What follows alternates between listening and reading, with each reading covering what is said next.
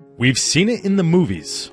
A message in a bottle is found, introducing two complete strangers to one another who fall madly in love, or reuniting lost loved ones after years apart.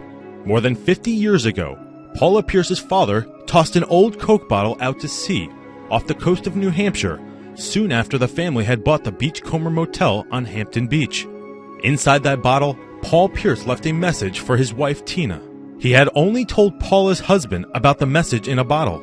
Fast forward to 2011, when Clint Buffington of Utah was on vacation. He discovered the bottle that had washed ashore on one of the islands of Turks and Caicos in the Caribbean. Buffington decoded the cryptic message inside the bottle.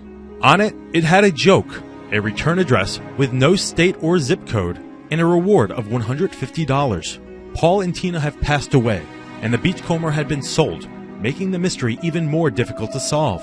After years of searching, Buffington tracked down their daughter Paula. Buffington flew to New Hampshire to personally deliver the message in a bottle. Paula kept her father's promise, giving Buffington the $150 cash reward, saying that she thought it was the right thing to do, completing the circle. For FoxNews.com, I'm Rob Demetrius.